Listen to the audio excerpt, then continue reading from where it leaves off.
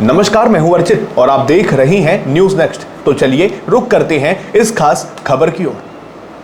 दिल्ली के ऐतिहासिक रामलीला मैदान में एक विशाल जनसभा को संबोधित करते हुए कांग्रेस नेता राहुल गांधी ने आज एक ऐसा बयान दिया जिसने देश की राजनीति में भूचाल ला दिया है। राहुल गांधी ने सीधे तौर पर देश के चुनाव आयुक्तों को खुली चेतावनी देते हुए संवैधानिक संस्थाओं की निष्पक्षता पर बड़ा सवाल खड़ा कर दिया है। राहुल गांधी ने अपने भाषण में दावा किया कि देश में वोटों की चोरी हो रही है और ये सिर्फ एक चुनावी धांधली नहीं बल्कि भारत के संविधान और लोकतंत्र पर सीधा हमला है।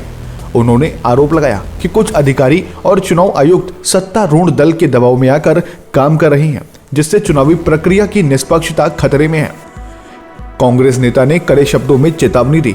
उन्होंने कहा कि जो चुनाव आयुक्त संविधान के दायरे से बाहर जाकर किसी के पक्ष में काम कर रहे हैं या जो इस वोट चोरी में शामिल हैं, उन्हें ये नहीं भूलना चाहिए कि राजनीतिक समीकरण बदलते देर नहीं लगती।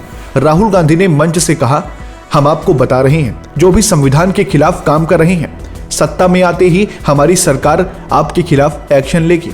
राहुल गांधी का ये बयान असाधारण है क्योंकि किसी प्रमुख विपक्षी नेता द्वारा संवैधानिक पद पर बैठे अधिकारियों को सार्वजनिक मंच से इस तरह की सीधी और खुली चेतावनी देना एक दुर्लभ घटना है। ये दर्शाता है कि विपक्षी दल चुनावी प्रक्रिया की पारदर्शिता को लेकर कितने चिंतित और आक्रामक हैं।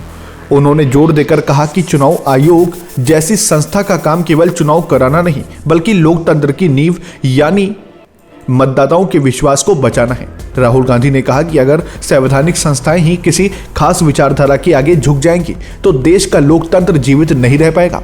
रामलीला मैदान से दिया गया ये अल्टीमेटम केवल चुनाव आयुक्तों के लिए नहीं बल्कि ये उन सभी अधिकारियों के लिए एक स्पष्ट संदेश है जो अपने संवैधानिक कर्तव्यों का निर्वहन निष्पक्षता से नहीं कर रहे हैं। इस बयान ने सत्ता और विपक्ष के बीच तनाव को चरम पर पहुंचा दिया है और आने वाले दिनों में इस पर तीखी प्रतिक्रियाएं देखने को मिलेंगी। राहुल गांधी का ये कदम कांग्रेस की उस रणनीति का हिस्सा है जिसके तहत वो संविधान बचाओ के नारे को जनता के बीच मजबूत कर रही है।